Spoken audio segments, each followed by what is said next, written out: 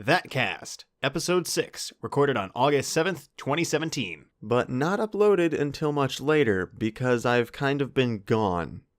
And also lazy.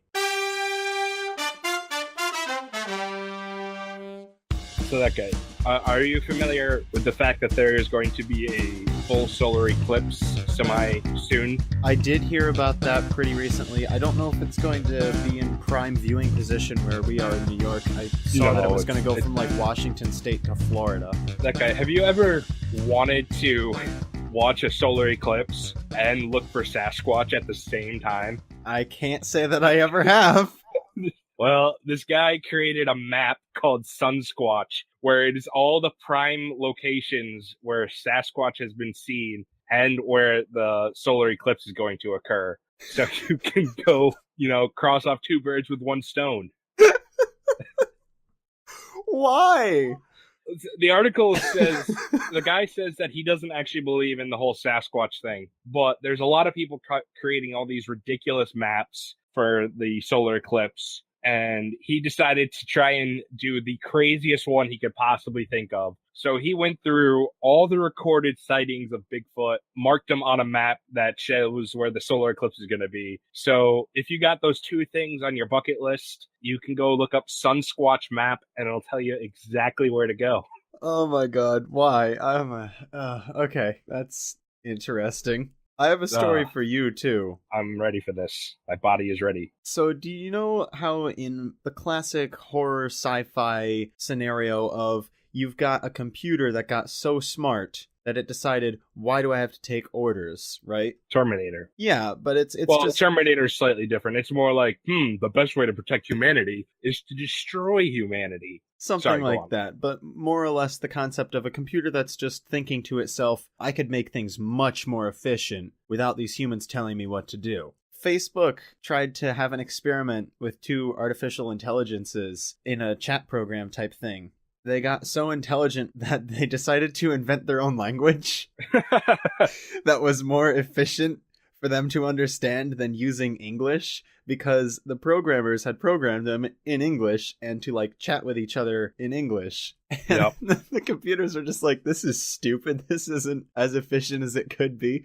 So then they decided to just make their own language. And then the people who designed it were like freaked out by that. And they're like, okay, we're shutting that down. There's like this AI program really deep within Google. At least this is what I heard. That's like designed to just constantly like run its own codes and stuff. And I guess it taught itself to walk recently. It's an actual physical thing? It's a code that like somehow was able to figure out how to create a form that's able to walk. It's just, I haven't even looked into it, but it sounded similar to what you're talking about with robots getting ready to destroy humanity. Yeah, it's literally just going to be the robot wars. So if Valve can hurry up and get Half-Life 3 out here so everyone could die happy, that'd be great. Thanks. That would be pretty great. So that cast. So where do we want to start, that guy? Well, I've got a lot of stuff that does not deal with games, and you've got a lot of stuff that does deal with games. So let's start with games. Okay. The people who created Futurama created an app game called Futurama Worlds of Tomorrow. I have been playing the crap out of that game, and I've been giving them my money, and I need help, that guy. Can you spot me $20? No, I haven't spent that much. I spent like $25 on it, which is kind of a lot for a free app, but it's like by the people who made Futurama, and I haven't given them any of my money ever, so I'm paying them back for the many hours of entertainment they've given me. The game is incredible, in my opinion. At least parts of it are. Like the opening, it's like 2 minutes, and it's an actual animated, fully voiced cutscene. It's almost a mini episode of Futurama in itself, which is really good. Most of the game is kind of like a city builder. Spend your in-game currency, have something, spend X amount of time trying to build it. As you progress, you get new characters where you have to have other characters do things for X amount of time to get items to unlock the characters. It's all very tedious, but it's Futurama, so I love it. Yeah. And then there's also this cool RPG kind of fighting system. You start off with 2 slots, and I'm up to 4. You can get 5, but I'm nowhere near that from what I can tell. You take these characters from the show, You bring them into a combat, and it's a very simple combat. Basically, all the enemies have like a ring around them, and when it fills up, you tap the screen and you do a critical hit. And then when it's their turn to attack, a ring will go around the character they're attacking. You tap the screen, and it'll negate some damage. And as they do more damage and take more damage, your characters get like special buffs. Like anyone under the delivery boy category does like a super damaging attack. The scientists do AoE. It's very good. I've spent a lot of my money on it, and I'm still playing it. You should check it out and spend money on it, because maybe it'll bring back Futurama. I'm not saying you, that guy. I'm saying like you, the listener. Futurama has a big fan base, and I've seen probably only half of season 1, and I just ended up not watching the rest of it. I did like it. I'm not like, uber obsessed and interested in it, but I would like to see it come back.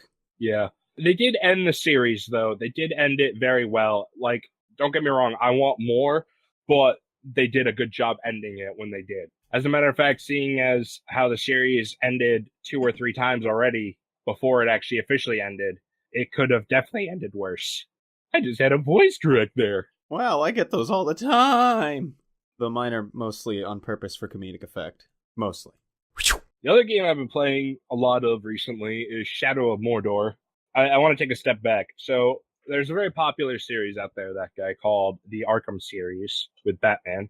After Arkham City, they decided to take a nice little break. Well, not really a break, but they really wanted to make Arkham Knight as best as they could. And it was a fantastic game.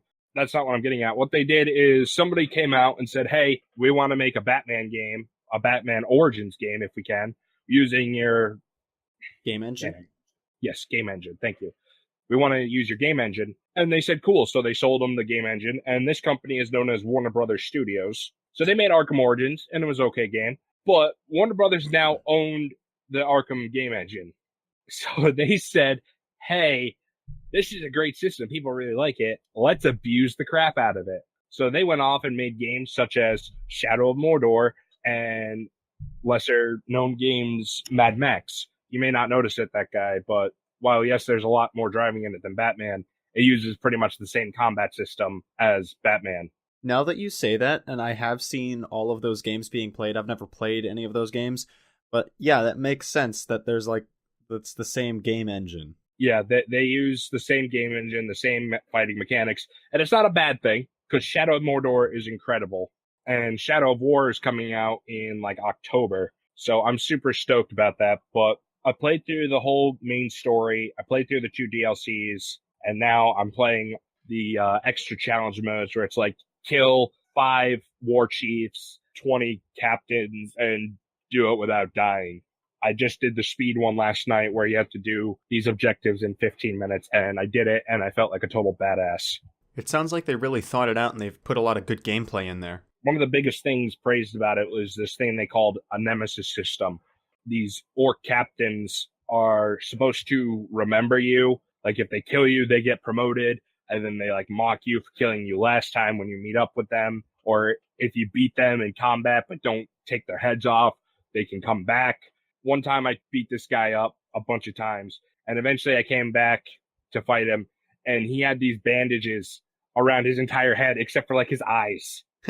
Like, because I just beat his face up so badly. Nice. I really like the system, but there's a point in the game where you become so powerful that doesn't happen anymore. You kill them straight up. You can't not fully kill them and have them come back, and it's really kind of annoying. In my first playthrough of the game, I didn't experience it at all. There's a couple people who killed me once, and then I killed them on my next encounter with them. But killing a guy and having him come back and be like, Gravewalker, you may have destroyed my face, but today I'm going to destroy your life. Ho, ho, ho, ho. They all have like these weird British, like Welsh accents going on. So, well, I mean, that's how orcs work, apparently. I've heard people tell me stories about their personal nemesis encounters, and they sound really cool, but they said they're bringing it back, and I'm hoping they fix it so you're not just owning these orcs by the end of the game and you never see the same ones again, unless if they're like part of your army. There is a group of fans out there that are recreating the game Fusion Fall. And I am super excited about that. If you don't know what Fusion Fall is, basically, Cartoon Network took all of their license, threw them in one massive MMO, and it was freaking awesome when it was first out. But they weren't making enough money, and so they cut it. I was sad, but now somebody's bringing it back, and I'm really excited. That sounds really cool, actually. Now, is it going to be all of the current franchises or all of the original, like, older franchises from Cartoon Network that the original game had? From what I could tell, there's two groups. There's one called Fusion Fall Retro, which is supposed to just be a copy and paste of the original servers, and they're going to try to iron out the bugs and stuff. And then there's another group called Fusion Fall Legacy, which is rebuilding the game from the ground up to make it the same game, but better, and to introduce the new cartoons that have come along the way. When the original game came out, there were new series and old series both incorporated in the game. Samurai Jack was in it, and by that time, Samurai Jack has been over for years, but they had Ben 10 in it, and they updated him to the newer Ben 10 when he grew up. But the deal with like Samurai Jack is probably that he was such a legacy character that even though it wasn't on the air anymore, people wanted it. True. What's the one show you've talked about quite a few? Megas XLR. I was just thinking about that because I watched some of that earlier. Go ahead. His robot is actually, I remember distinctly that his robot is a mission. It's in a junkyard because it hasn't been running for years, I guess. Yep. In the story. This is after he's owned the robot. It went back to the junkyard. Because the original part of the series is that he found it in the junkyard and then fixed it up. Okay, I get it. Yeah. So the story is there's this giant planet called Fusion coming to this mixed up Cartoon Network universe. And your goal is to stop it. And there's all these aliens attacking and trying to like prevent you from destroying their planet. One mission is Samurai Jack. How ironic is like, we need this part from this robot that doesn't work anymore. You need to go to the junkyard and get to the top of it and get it back. That's just one of the many things I remember because that's like an earlier quest in the game. It was just incredible. I can't even put it into words. I didn't even expect it. It was such a left field thing. It was just in my YouTube recommendation videos and I looked into it and I'm just super excited for it. We'll follow that with great anticipation because that sounds fantastic. And the best part is it's an MMO, so hopefully it's good enough that that guy and I will be able to play it a bit together, and maybe we'll become famous for it. Probably not, but I can dream. Hey, I can dream, can't I? My Mr. Potato Head impression from the end credits of Toy Story 1. Mrs. Potato Head, Mrs. Potato Head, Mrs. Potato Head. And then they just kind of look at him and he's like, what? I can dream, can't I? As Molly's opening a present. I'm sorry, that's just a really random reference. It's a good reference, though. No, but I do that. That is one that I use. Potato Head. A Mrs. Potato Head. Oh, geez, I got to shave. Pop. Throws mustache off to the side.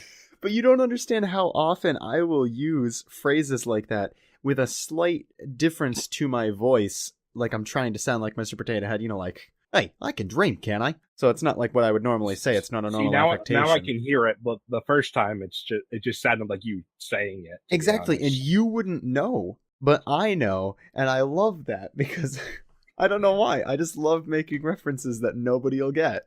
I think it's funny that you brought up something to deal with Cartoon Network and specifically Megas XLR because it was in a YouTube recommended feed for me, and I haven't looked that up in forever, months. And there were episodes of it just on YouTube, and obviously they're probably going to get taken down due to copyright pretty soon or whatever. But the second or the third episode in the series is one that's got the giant Bruce Campbell head as the villain. And he actually says groovy. And I didn't remember that. That is a series I should watch. It's so great. I'm lazy. That's okay. So is Coop, the main character. Because the most recent episode I watched, he was just trying to get a Mega Slush. That's what he wanted to do. It was a super hot day in New Jersey, and then this robot from outer space came down, and no matter how many times he punched it, it would always rebuild itself, and it would always destroy the Mega Slush machine that he wanted to go get because they had a new flavor of slushy.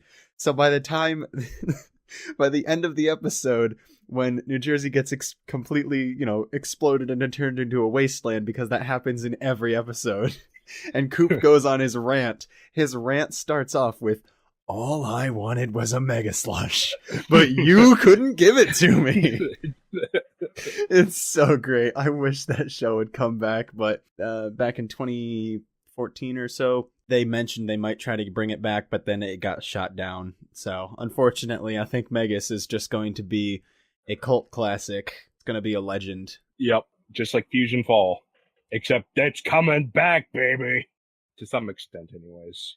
I don't know. Who knows how they're going to rebuild it? It's kind of one of those questions, like, fans are going to do the best they can, but who knows what their actual goal is. Yeah. Are they just going to rebuild the game up so that way it runs better and it looks better kind of thing? From the looks of it, I think they're going to be trying to add some of the new cartoons to it. I also want to know how far that this project is going to get before Cartoon Network gets ticked off at them. To be honest, the last stretch of Fusion Fall, the last couple of months it was out from the official Cartoon Network, they made the game entirely free to play, no microtransactions. So I think Retro is going to do better on the legal department because it's just them redoing the servers. Right. But if Legacy is what I think it's going to do and starts coming out with new characters and quests and stuff, there might be an issue with that. The reason I say that and I bring that up is because a couple of years ago, well, actually, I don't know, it must have been at least 4 or 5 years ago, there was a fan fiction written called Fallout Equestria for My Little Pony, and that people have made a video game. They've been working on a video game for 3 or 4 years now, and they've been working on it. It's Fallout, but with ponies. And they did a great... It's so dark sounding. I know, right? It really is. Can we just take a brief intermission here? I'd like to apologize from last podcast where I said the opening band in Brutal Legend sounded like hardcore pony music. I apologize. Especially because you put like that clip in of it. You know, that I was being way too cruel with that judgment. It is much worse than what I was thinking of. And I'd just like to apologize to all the bronies out there that I may have offended. I didn't mean to. It was just the only comparison I had off the top of my head. No, it's okay. I want to apologize. I don't think anybody's gonna burn you. I just figured I'd throw it out there because anyway. I was listening to that episode while I was mowing the lawn yesterday. I'm like, I should probably apologize next podcast. The point is, they had production for like 3 years, and it was fine. And then recently, they got into some legal troubles, so they had to change the name of the video game. They've made their own video game engine from scratch, I think, but at least all of the mechanics and stuff from scratch. That is Bethesda for you, though, in a nutshell. Bethesda are dicks when it comes to their freaking licensing. Yeah, they just had to change the name as far as I know. I don't know if you remember this, but what was the game Notch made after Minecraft? Scrolls? Scrolls. That's what it was. Bethesda, went after him on that. They're like, you can't use that. That's our trademark. It's like, you don't have a trademark on Scrolls. Well, we're Bethesda. We have more money than you. And you know what Notch said? I can't remember what it was, but he challenged that. He's like, how about our 3 best players against your 3 best players in like a game of CSGO or something like that? That's what I remember. That's exactly what it was. Well, it wasn't CSGO, but it was some game like that where he's like, our 3 best players against your 3 best players. If we win, we can keep Scrolls. If you lose, I'll change it. And that's just because Bethesda are total dicks because they think their brand is all that important. Cartoon Network, I don't think are that harsh on their licensing, from what I can tell anyways. Oh, man. That sounds great. Notch literally just called them out, like 1v1 me, bro. Yeah, Notch was a pretty cool guy until he sold Minecraft, and then he's just like, yeah, I am Notch. I'm going to go do other stupid now. I've got all your money. I'm just going to retire now. I've got some stuff for movies and TV. The TV part I've already mentioned with Megas XLR that I've been watching that again. So there's not really much else to say other than it's fantastic. It's got Bruce Campbell in it, and you should go watch it. Second of all, the movies. When I was at camp, we ended up watching a lot of movies at nighttime because it was kind of crummy weather that week when I was up there. Ryan brought a bunch of movies. One of them was this 1995 rom-com, Grumpier Old Men. I don't know why I chose to watch that one. It was still in the plastic, He had got it out of like the $5 bargain bin. And he was like, yeah, I don't know, my family and I watched Grumpy Old Men, the first one. This is the sequel. And I'm just like, yeah, okay, we'll watch this one. I mean, mind you, my judgment was slightly impaired. There was some cider involved. And maybe some vodka. The point is, I decided I chose that movie, and it was a fantastic movie. I love it. It kind of sparked my interest in going back and finding Napoleon Dynamite, which was another crappy old movie, which actually came out in 2004. So I hate that movie. I could not get through the first half of that movie.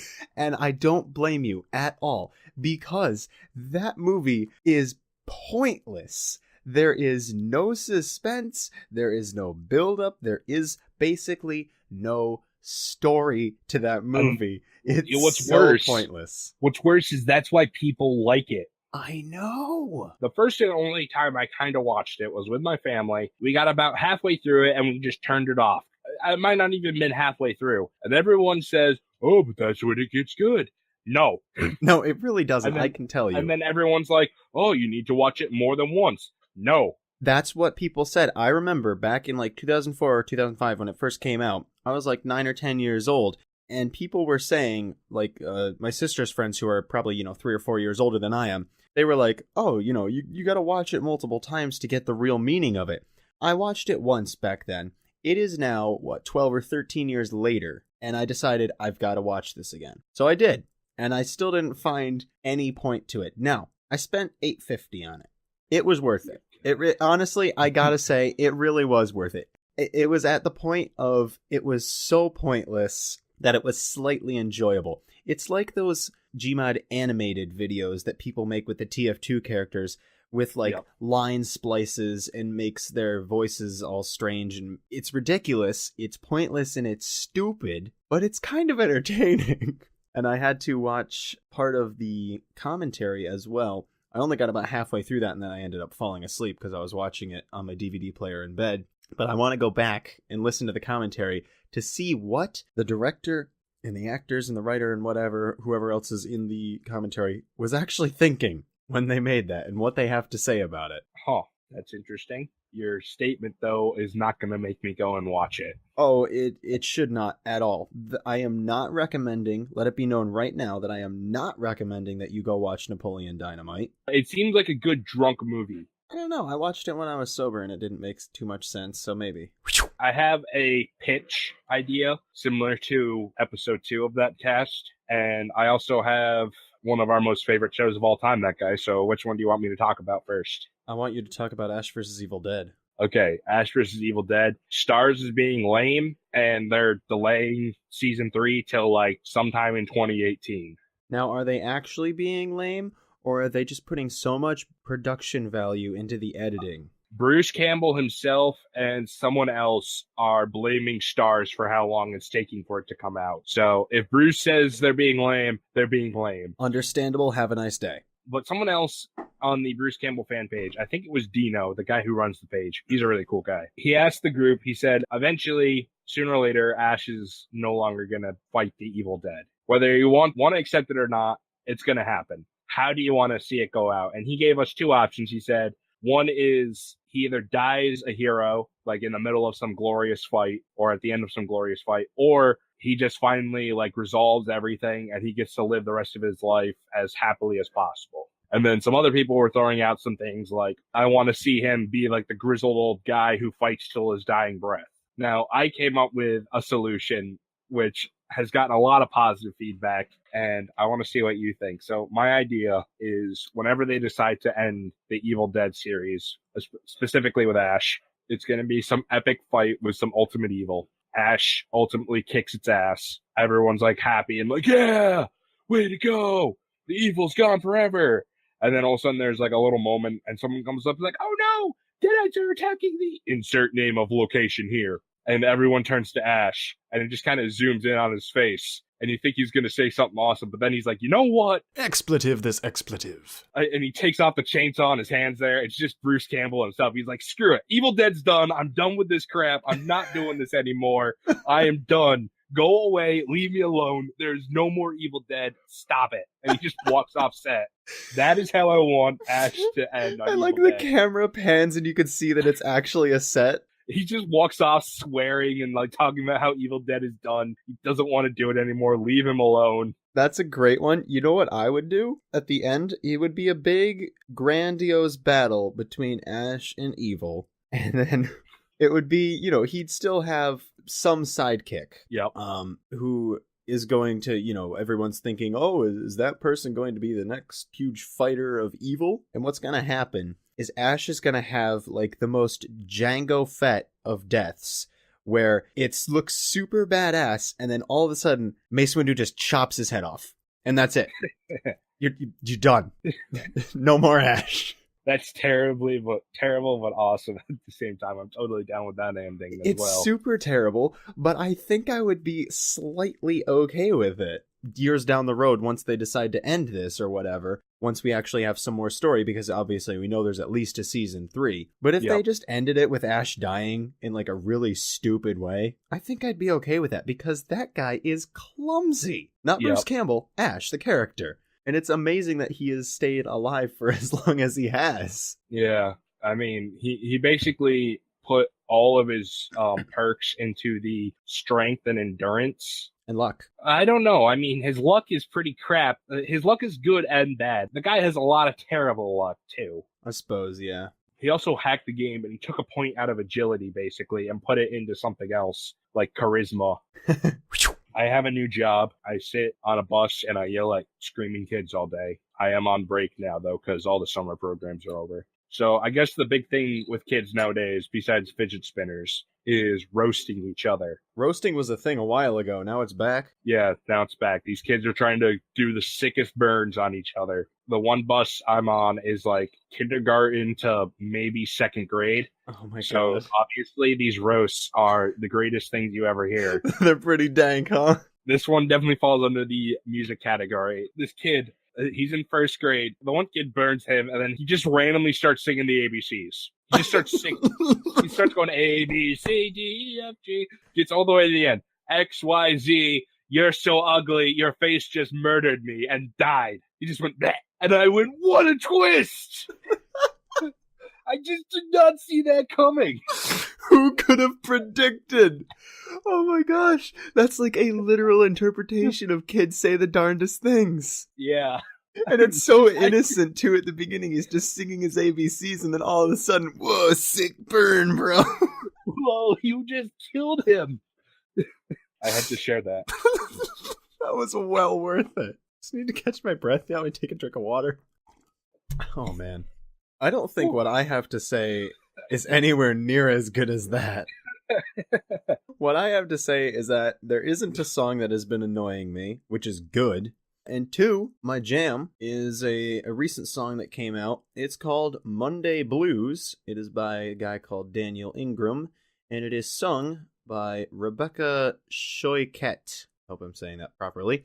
And although the song is a duet, it's sung by 2 different characters, she does both of the parts. And if I didn't tell you that and you just listened to the song, you would not know that it was sung by one person. Really hats off to her, because some voice actors can do different characters' voices, multiple characters, and that's not as hard as actually singing distinctively as 2 different characters. That is true. It is a very impressive song. It's a song, I mean, it's called Monday Blues, so it's dealing with having a bad day and being able to conquer it with the help of your friends and stuff.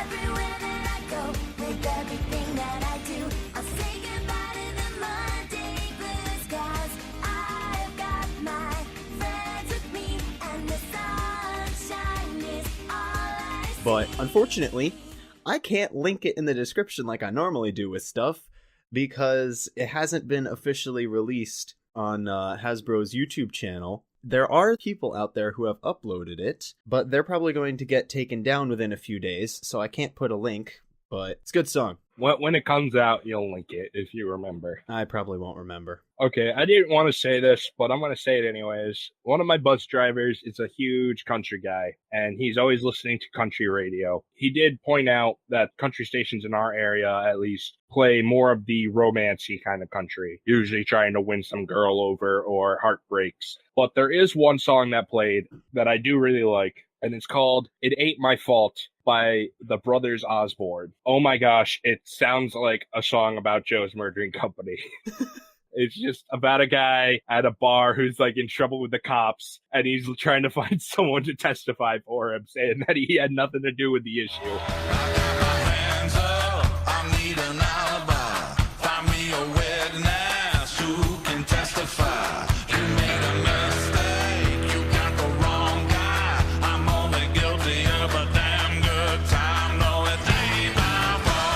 Oh, that sounds great. You know, country and rock are very closely hand in hand, to be honest. Well, in most nowadays cases. they are, yeah. Yeah, nowadays. And this song's no exception. It's got some of that country twang to it, but it's got a lot of rock in it as well. So that is how I'm justifying me saying I like this country song. Because I felt really bad. I'm like, I like this song. Oh, God.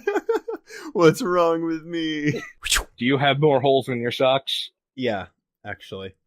Based on the popularity and reaction that you had last time, I was going to bring it up that I have found 4 or 5 more socks with holes in them. Oh, God.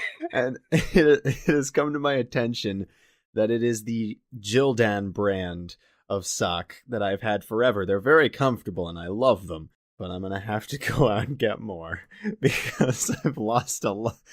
A lot of good socks were lost that week. And we're not talking about the dryer socks that go missing. No, like, they were just... We're talking about ones that actually died. I was wearing them out, and then suddenly I realized that they had a hole in them. I took it off, looked at the hole, and realized, I can't repair this. Dear God. Dear God. I had to throw it right in the trash, on the spot. Give it a salute. You did good, son. You kept my foot warm. But yeah, so I got more holes in my socks. But that wasn't the main thing I wanted to talk about. 2 weeks ago, I went camping with Ryan and Michael, and we also went to a concert. So that's what I got to talk about. First of all, the concert. We went to go see Chicago and the Doobie Brothers. The Doobie Brothers were the opening act. They opened their show with the song Jesus Is Just Alright, like they always do. And then they finished, and then they came back out for an encore. And I told Ryan that if they did not encore with Listen to the Music, I was going to sue. And of course they encored with Listen to the Music because it's such a crowd pleaser song, or at least that's what I call those types of songs that like literally everybody loves, like Living on a Prayer by Bon Jovi. And Chicago, I don't have much to say about Chicago. They sounded pretty cool. The guy with the trombone was having way too much fun. He was one of the original members, and he was just having a blast. They have a new lead vocalist who also plays bass guitar. The guy from a distance, because I was at a pretty far distance, looks like Owen Wilson, but he has a great singing voice. As for camp, we went up to the camp, and it's a trailer. It's like a travel trailer that you tow behind a vehicle. I don't know, it's like, 30 feet long or something. And my family owns we don't really own the property. It's like you own the rights to go to the property. It's a co-op funded campground. So it's not just anybody can go in there. You actually have to buy a plot of land, but not actually the deed to the land, just the deed to use the land. And then you camp up there. So we've got our trailer up there all summer long, and all winter we just kind of leave it there. And we can go up there. It only takes about an hour to get to. So Mike and Ryan and I decided to go there for a week. And one of the things that we like to do, we did this last year, and we had done it the year before too, is float down the river, the Scroon River, from the bottom of Scroon Lake down the river towards where we can get off into the campground on our blow-up inflatable kayaks. I think they're from Coleman. But regardless, that's something that we like to do. Now, we'd had crummy weather a lot of the week. And then the one day that had nice weather, Mike had to drive home because he got a speeding ticket, so he had to go to court to pay the speeding ticket. So that was like the one day that we had nice weather. At the end of the week, we had one more day, I think it was Friday, with some pretty nice weather. So we decided, all right, this is the day that we're going to float down the river. We're just going to chill for an hour and a half as we float down. We're not going to go fast. We're not going to, we're just going to let the flow of the water take us and have a good time. Little did you know that Ryan had beans that night and turbocharged the entire river. That would have been better, to be honest, than No, what yeah, actually I had to- happened. We get in, we go down the river a little bit, and then there's about a 180-degree turn in the river as it continues to wind around, but there's a pretty good turn there with maybe 50 or 100 feet chunk of land in between, so it's like a U shape. We get to the Alright. other end of the U shape, and I start to realize that my butt's kind of wet, and my kayak's a little bit saggy. These are inflatable kayaks, like I mentioned, and it's not uncommon for them to get a hole in it at some point or another, but the kayak I was in never had a hole in it before, and I just didn't expect it to have a hole in it. So I started sinking a little bit, just a little bit. I mean, it's not like I'm gonna... Just a teeny tiny bit. Yeah, we are in a river. It's only probably 10 or 15 feet deep at the most, and it's not a huge river. It's maybe 50 or 100 feet wide. So it's not like I'm gonna die. But where we are in the river is surrounded by woods, so there's not really anywhere that we can get back on land very easily. There is a very small sandy beach type area where we land to try to assess the situation. So what we come up with is that I hop onto Mike's kayak on the front half, and he's on the back half. So I'm where his feet would normally be. And we are trying to backwards paddle upriver while towing my old kayak so we can get back around the 180-degree turn and get back to the car so I can go back and get another kayak. That was the working plan. We ended up getting about 25 feet up the river because we were going Just sorry, but against it. You just can hear the when you say the working plan. Exactly. Okay, then let's see where this story goes. Exactly. So it doesn't actually work. That was, the plan in the working. We changed it on the fly. Got about 25, 30 feet up the river, but we're paddling against the current. Current's not extremely strong, but it's no fun paddling against the current backwards. So I say to Mike, you know what, screw this, let's go over. Oh, the reason I say screw this, let's go over is because my paddle snaps. They're little paddles that you can screw into each other. So you have like the middle bit and then two paddle bits on the side. So it's like a triple thing. So yeah, my paddle snaps off and I'm just like, oh, great. Okay, so let's go over to the side. It's shallower on the side. So I'm going to try to walk my way back up the river, in the river, up to about my shins, maybe my knees, in kind of slightly mucky dirt on the bottom of the river. I need to get back around and get back, because there's no other way I'm going to do that. Now, of course, I'm wearing a life jacket. I could swim if I needed to. I hate swimming. That's an entire another story from 10 years ago where I was on a Lake Champlain and our sailboat flipped over twice in the same ride, and that kind of scarred me for life. I know water's not super dangerous, but I'm still scared by water to an extent. Point being that I really did not want to swim. So I said to Mike, give me my kayak. I will tow it back by hand, walking along the river. You and Ryan head on down the river. I will get back to the car. Mike gave me his car keys in a little plastic bag so they wouldn't get water in them. I will get back to the car, go back to the campsite, grab a hard-bottomed kayak, which is much more streamlined and will be easy to go upstream with, and I'll meet you on the other side. They decide to go off, so now it's just me and my kayak that is half deflated versus this river. Dun, dun, dun. I get around the bend, and I'm like, okay, this is great. Once I get around the bend, I realize, oh wait, I'm on the wrong side of the river. The car's on the other side. And God. to make matters worse, there's a bunch of downed trees on the side of the riverbank, so I can't really walk underneath there because it's just too deep to be able to go around. So, what do? I portage. Oh, okay. What did you guess? I was going to say something stupid. I took the kayak, I folded it in half because it was kind of deflated, like I mentioned, and I portaged. I take my boat and I bring it along the shore on the land and go up through the woods, probably putting several more holes into this thing, but I don't care because it's 8 years old and it's served its purpose. We've got more kayaks that have hard bottoms that we use more often. And I get past those trees. I can see the beach where we launched from. It's in my sights. I know what I need to do. I need to get across this river. I take the folded in half kayak, ride it like a boogie board, and start paddling across the river. Being pushed by the current slightly as well, I am like panicking to myself, trying to keep myself calm. Again, this is like a 15-foot deep river with a gentle current. But considering I'm me and I'm terrified of water at certain times, and I'm the only one there, am understandably a little bit panicky. I get across, I get back to the beach, and I just collapse on the beach, just sit down and just take a breather for a while. I'm just like, okay, that just happened.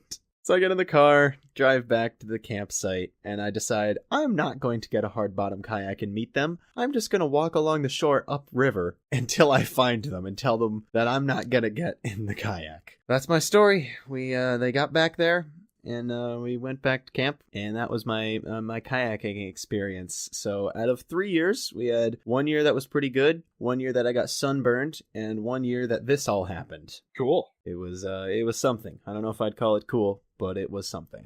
I mean, in all honesty, I always thought portage meant like the whole process of taking everything you need for a camping adventure and carrying it in a kayak or canoe, and then going to a location that you can only reach via water, going out there and then staying there for X amount of time. But I just Googled the definition, and it just means to transport said boat between two bodies of water. So Yeah. I was a little disappointed. I thought you were stuck on some ultimate portage adventure where you had to travel through time and space to save something important. All I did was fold a kayak in half and go through some trees.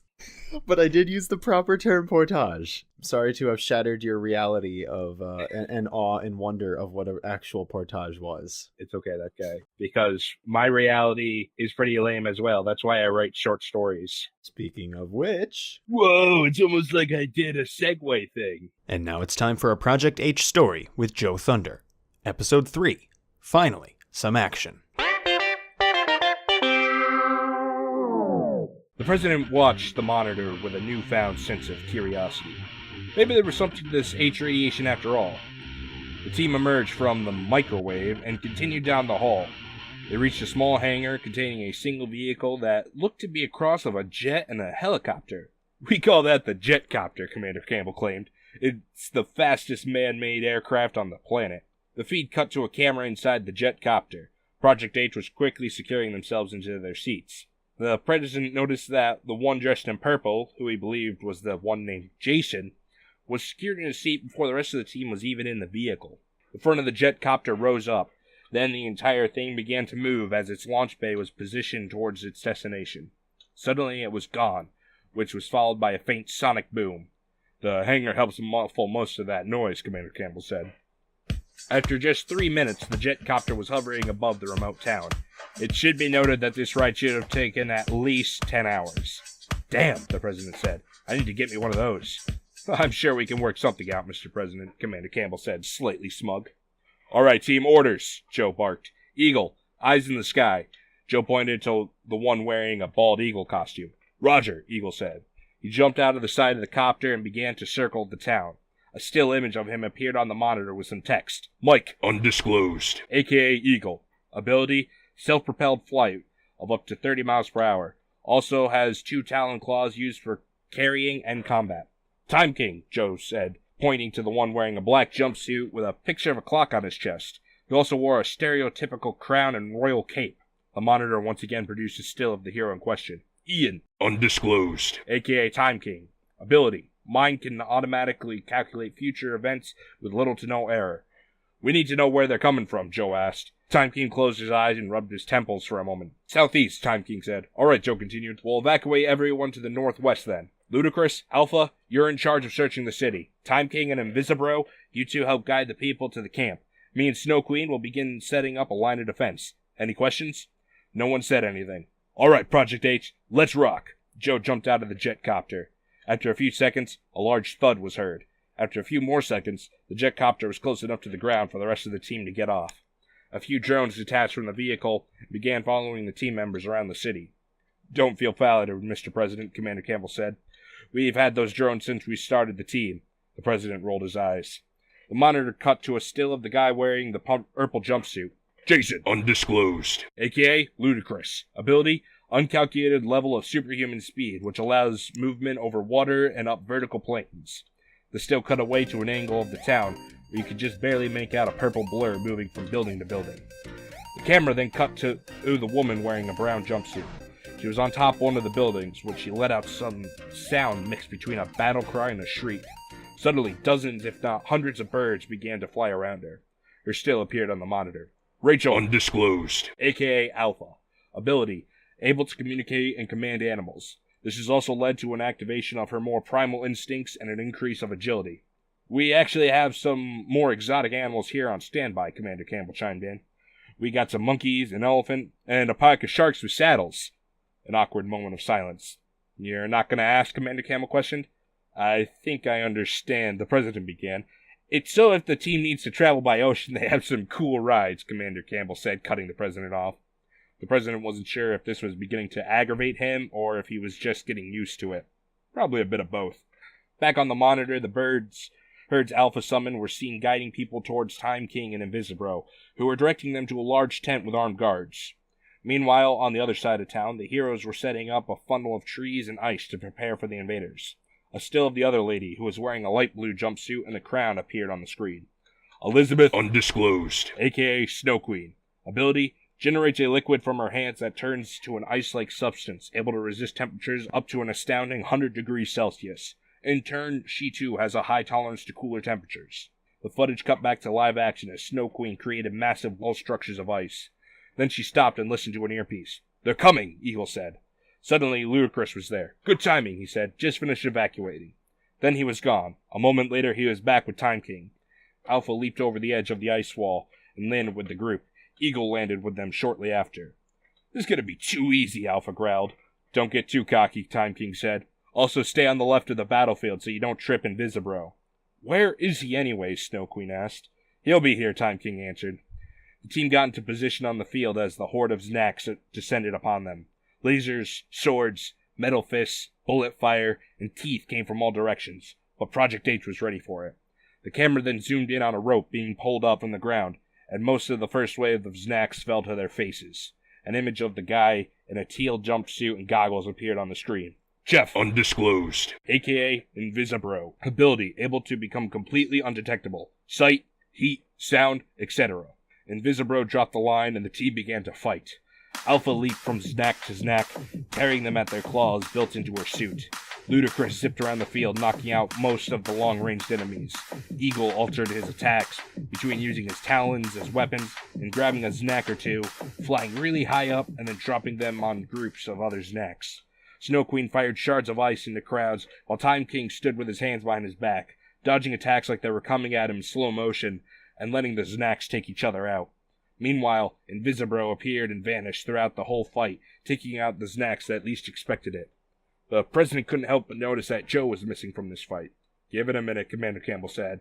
Minimum damage means the big guy tries to stay out of fights, but our radar says that they're going to need him. Just as he said that, a large rumbling was heard. A giant robot on treads came charging towards the team, with no intent to stop. Everyone except Time King dove out of the way. The President closed his eyes in anticipation of a mess, but instead heard a loud thud. Looking back at the monitor, he could see that Joe had stopped the behemoth with his fist while striking a superhero pose. His still appeared on the screen. Joe, undisclosed, aka Captain Incredible Man. Ability, unmeasurable strength, and indestructible. Time to scrap this old clunker down, Captain Incredible Man said. Time King began pointing to certain parts of the robot. Those parts were frozen by Snow Queen, which were then attacked by Alpha and Eagle. Ludacris grabbed the parts as they fell and placed them in a pile nearby. All this distracted the robot as Invisibro snuck onto its back and disconnected its power source. Once it was down, Captain Incredible Man railed back his fist, then punched the hunk of junk clean past the atmosphere. The team cheered and high-fived each other, then the screen went black. You don't want to see the rest, Mr. President, Commander Campbell said. It's just clean-up detail and debriefing crap. They'll be back here in about half an hour. The jet copter goes lightning fast one way, but only about thunder fast the other. Commander Campbell chuckled. Then an awkward silence. So, can we keep this thing going? The President didn't answer. He was thinking about it. Listen, Prez, I know I gave you some crap on your visit here, but we need these kids. Another pause. Listen, at the very least, if you shut this down, leave the team out of your whole clean slate process. They didn't really have a choice in this whole matter. The President looked at the commander, then began to leave. Everyone in the lab was either heartbroken, scared, or both. The President stopped. Commander Campbell, he started. Everyone perked up a bit. I'll be sending someone by in about 3 weeks. Will that be enough time to have one of those jet copters ready for me? Commander Campbell really perked up. Of course, he said quite happily. Good, the president said. Good luck keeping the world safe. If it gets out of hand, don't be ashamed to call me for help. The president left a business card on top of a nearby terminal and took the elevator out of the lab, and smiled as he heard the crew down there cheer and celebrate. Today was a good visit. The end. I loved that. I liked the... I don't know. I think one of my favorite parts is that your superhero name is just Captain Incredible Man. Yeah, that was one of those things when I was first writing it. I'm like, how do I come up with everyone's got kind of a cool name that's kind of unique, right? And Yeah. How do I do this? I'm like, well, Captain America, Mr. Incredible, Superman. How about we just fuse them all together into Captain Incredible Man? Yes. And it's gonna come up later on. I haven't written it yet, but it will come up in this series about how it's such a mouthful to say. Excuse me, that's Mr. Dr. Professor Captain Incredible Man? That guy, is it time? I think it's about time. It was your turn to write this week, by the way. I don't know if you have something. What? It was? It was. Oh, shoot. No, I don't. Okay. We've kept this one on the back burner, and it will cover that guy's butt this week. Every time you sit down for food, you need to make sure that it's not going to poison you. And this is the prayer you say to it. By the powers that created Bruce Campbell's chin, please make this food clean and whole. Ruby. Ruby. Short and sweet. Yep. I'm just here to make that guy's life difficult because he volunteered to edit. Although I do edit I do edit the Project H's myself because I know what I like. Yes. So I'm Joe Thunder, And I'm SOENJAY. also known as That Guy. And that guy. And you've been listening to That Cast. Goodbye, everybody. Goodbye.